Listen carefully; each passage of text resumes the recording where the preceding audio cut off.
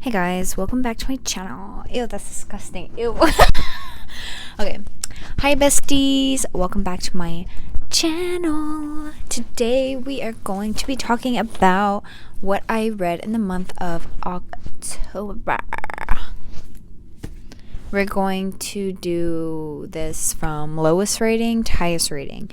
And I have some very unpopular opinions in this here wrap up I do.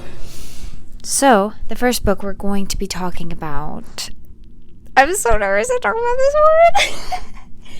one. Okay, I must speak my truth, however. The first book we're going to be talking about is The Southern Book Club's Guide to Slaying Vampires by Mr. Grady Hendrix. This is the second Grady Hendrix book that I've ever read. The first one being my Bestie Boo's Exorcism. And I didn't like this, unfortunately. So, The Southern Book Club's Guide to Slaying Vampires is about the main character, Patricia. She's in a book club. They read true crime, murder mysteries, stuff like that. And a new guy moves into their neighborhood, and she suspects him of being a drug dealer. And everyone's like, you're a little bit crazy. He is not a drug dealer. And we find out that she is correct to be suspicious. However, he's a vampire. He's not a drug dealer. Let's go ahead and talk about the stuff that I liked, because what I liked about this book is the mystery. I like the mystery of it all. I like the thrilling parts, the really... Okay, so like the rats and the bugs, like, that was disgusting, but this is a horror novel, so I understand. Like, that was spooky. That was ew. That's, like, my biggest fear, and I hated that, but I felt like that was fine to have in the book.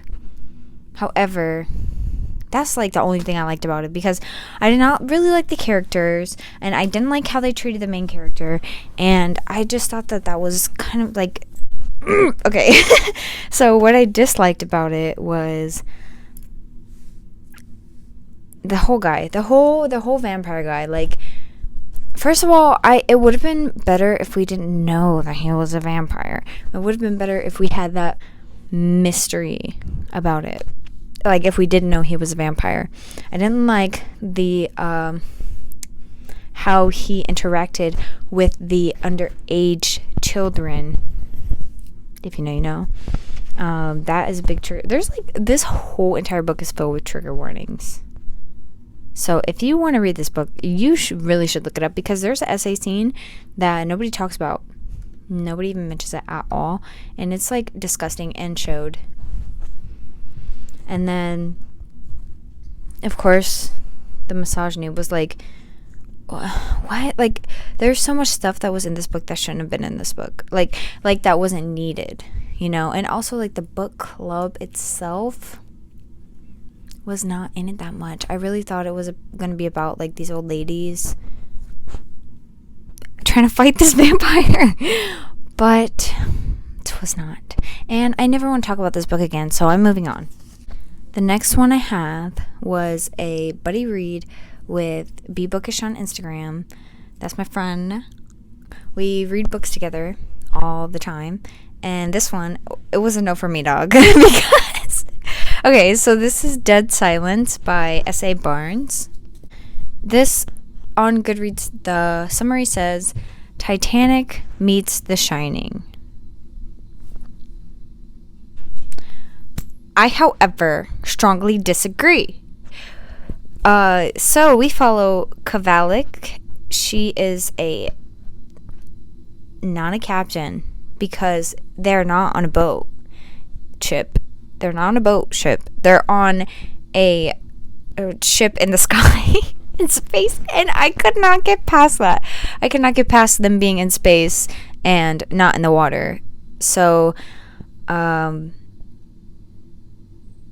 yeah, what the heck? That ruined the whole book for me because I was so confused. I was just the whole time I felt like the X-Files theme song was playing in my head.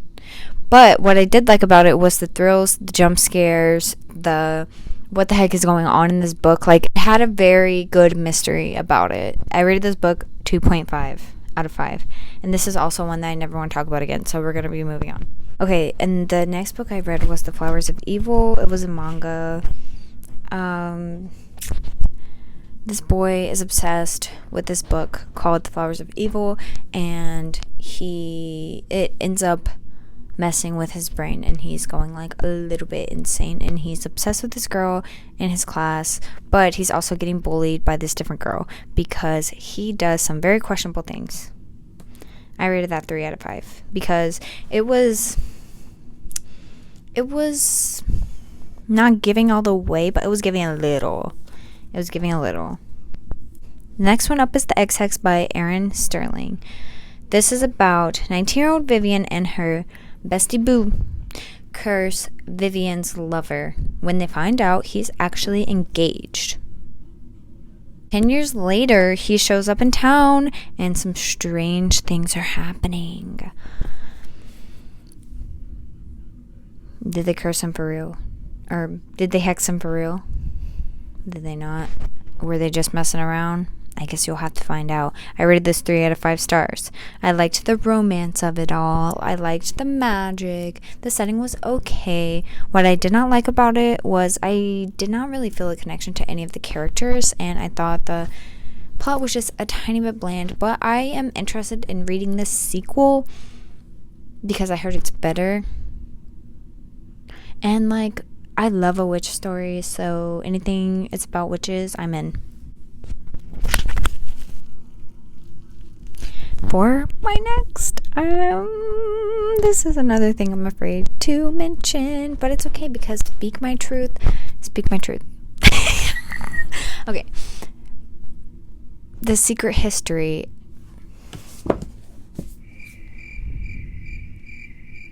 First of all, these pages. Would you think that this book is nearly a 600? Wait, let's go exactly. Would you think that this book was 560-ish pages? Could never be me. The pages are so super thin. Anyways, I wanted to love this so badly. I wanted to love it. All the Books to Girlies and the Instagram girlies are like, oh my god, The Secret History. I love it so much, blah, blah, blah. Me personally, I don't think I got it. Because I don't think I got it. So let me tell you what this is about. We follow Richard in his journey through a prestigious college in Vermont. He ends up getting accepted to a program with only 6 students. Most to all of the classes are taught by one teacher, Julian, which he wasn't in the book that much. And then a murder happens, and we follow the students, all 6 of the students' slow descent into madness. And that's what I really liked about it. I liked how in the beginning of the book, if you compare the characters to the characters in the end, like, they've all like lost it a little bit. I liked following that. I like that. I also really liked the aesthetics of the book. It was very much aesthetic, very much vibe. Dark Academia, my favorite. Dark Academia is my favorite. I liked the ending of it, how everything was wrapped up, and like the epilogue. Everything was in the epilogue, which I don't really like how everything was solved in the epilogue. I felt like we should have been told more, or shown more, I guess. And there's quite a bit of things I didn't like about this book, unfortunately. There was a part where they were in a bar and they were saying, not the characters themselves, but they were like racist things on the TV, but I don't understand why that was in there. The things I did not like about this book was the racist parts for no reason. I feel, and some people argue that it's to show the times, but I don't like that reason. I don't like that reason. It just doesn't make sense to me. And then, so Camilla's character, that's not a part of it. Camilla's character, I was not a fan of the way that she was written. She was giving Min and Pixie Dream Girl, but she was also a little bit boring. She could have been giving more. Like, I don't know. And then Richard was not giving anything. He was not giving anything. Henry was cool. Bunny was extremely annoying. And on the first page, you find out that he dies. So, literally the first page of the book. Okay. Like, I don't know. Okay. And then, like, that's all I have to say about that. The next book we have is Payback Switch by Lana Harper. This was the Get Lit Book Club's pick. A Get Lit Book Club is a book club I have with my friends, and it was okay. I rated this a 3.5 out of 5. This book was very much giving Harry Potter and the Goblet of Fire. Okay, so in Payback Switch, Emmy goes back to her hometown to host a competition that happens every 50 years. While she's there, a few other witches and her get to talking about this crusty man, and they're like, you know what? He deserves some payback. So they start, like, trying to sabotage him. That's not spoiler, I don't think. I'm trying my hardest not to give spoilers, and I don't think I've given any for anything. So what I didn't really like about this book was the main character. She was a little bit boring, and her motives were a little bit confusing. And I would be interested if we follow Talia instead. Like, give me a whole story about Talia. She was very interesting and mysterious. And what I liked about this book, obviously Talia's character. She was very interesting. So, okay, so the scene in the woods, that was wild. The ghosties, scary. The vibes. Okay, so the reason why I rated this book a 3.5 out of 5 and not a 3 or 2, whatever, is because the vibes. The whole book was about the vibes. The setting. Don't talk to me. Don't talk to me. That was so good. The setting was so good. I wanted to live there. I wanted to be there. Sign me up. Speaking of signing, the next book I read, Sign Here by Claudia Lux. This one just recently came out on October 25th. We follow Peyote, who works in hell, the place, the actual place, and also we follow a family called the Harrisons. Peyote is one Harrison soul away from completing his Harrison collection. So he's trying to, I think he has to get like 7 of them to sign their souls away to the devil. And that's what I really liked about it, was that it was like, that was so funny to me, and it was a little bit ridiculous, and the humor of it all, and I really liked following the Harrisons portion of the story. Like, Sign Here, there was a few parts that a plot twist was revealed, and I literally wrote in the book, with the heck, did not expect that. Yes, or something along those lines I wrote. And then this was very okay. It was very much 3.5 out of 5. I wanted to give it 5 stars, like I mentioned in my November TBR, but it didn't give what I actually wanted it to give. However, if this book had a sequel or Claudia Lux wrote anything else, I would definitely be picking it up, because the way that it's set up in part 1 is amazing. I love that. We're gonna just keep on moving. Oh my god, I forgot to show Payback Switch. I did annotate this book. And I spilled tea on it. So I'm really happy I ended up buying it and not renting it from the library, because look at that. Oh, wait. Yeah, you see? Chapter 3, immediately tea. I don't know. That's kind of sad, but it's okay. Also, what I liked about this book is that it had discussion questions in the backs, because I'd be thinking. The next book I read was a graphic novel called Pumpkinheads. The vibes were it. The illustrations. Without that, there would be no 4. Without the beautiful, and I think orange is where it's at. Anything pumpkin, anything orange, and then throw in some overalls into the mix. I don't care what the book is about. I don't care what happens. Immediately for at least 4 stars. Deja and Josiah, it's their last year of working at a pumpkin patch, and Deja convinces Josiah to talk to his crush. And then they just go on a journey throughout the night looking for this girl to talk to her. So, I loved seeing everything in the pumpkin patch. That's why it was a 4-star. And that's why, as I said, Halloween, pumpkin, fall, overalls. Yes! Oh my god. Not me about to cry. Why am I about to cry? Why am I about to cry right now? Okay, let's move on before I cry.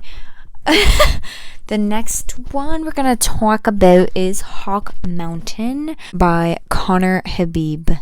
This one was very heavy on the homophobia, but the mystery of it all was amazing. It was a very unique story. I personally don't think I've read anything like this. So we go back and forth from the main character's high school life to the present day life, and someone from the past unexpectedly shows up at his house, and him and his son have to adjust to the guest stay. And I liked that the ending was vague, yet you knew what was happening after that conversation that we had. And then the story was very unique. The next one we have is Killers of a Certain Age. Former assassins are being hunted down. They need to figure out why are they being hunted down, and they need to eliminate that before they all get exterminated. This was a very fun story. I loved how it showed the ladies being friends over the years, and it was about old ladies. I like that. I never read a book about old ladies. And that was also amazing and unique. Oh, this next one, literally amazing. Everyone in this room will someday be dead by Emily something. Emily R. Austin. We follow 26-year-old atheist lesbian Gilda. She has extreme anxiety, and after getting into a car accident and being jobless, she stumbles upon a church where she is offered a job as a secretary there. And so we just go through this girl's daily life, and it really shows how anxiety can cause you to make some dumb decisions even though the answer is obvious. And that's what I really like, because that was just so real. It was so real, bro. And it was just amazing to see that represented in a book. But the only thing I didn't like was I needed it to have more plot. But this was more of a character study than a plot driven book. So I guess that was okay. Just me personally, that's why I gave it 4 stars out of 5. And then we have one of my favorites of all time now, Cackle by Miss Rachel Harrison. Bestie, I'll read anything you write. I will read anything. Anything. So Annie moves into a small town after a breakup, and she befriends the town witch Sophie, and they become toxic codependent besties. And they become toxic codependent besties. And history will say they were just friends. They will. Yeah. It didn't. Anyway. And maybe Annie has magic. Maybe she doesn't. Does she even want to stay in this town? Is this town too boring? Is it giving what she wanted to give? I guess you'll have to see. And if you don't read this book... What was I going to say? If you don't read this book, you're homophobic. Anyways, if you don't read Cackle by Rachel Harrison, maybe you should not talk to me ever again. And the last one I read was a graphic novel for children. It's called Garlic and the Vampire by Bree Paulsen. I love the personification of fruits and vegetables. If a fruit or a vegetable walks and talks, immediately 5 stars. Immediately 5 stars. I am a VeggieTale girly, or I was a VeggieTale girly as a child, and now I am a Garlic and the Vampire girly as an adult. This is a book for children. So that's everything that I read in October. I finished up Sign Here in November, but I decided to include it in the October wrap-up because, you know, I finished it on November 1st, I think. So I did most of the work in October. And that's why it's included in that and won't be included in the November wrap-up. But anyway, thank you so much for watching. If you made it this far, leave any of the devil emojis for Sign Here. Yes. Okay, period. All right. Thanks for watching. I'll be back with hopefully a vlog. Okay, bye.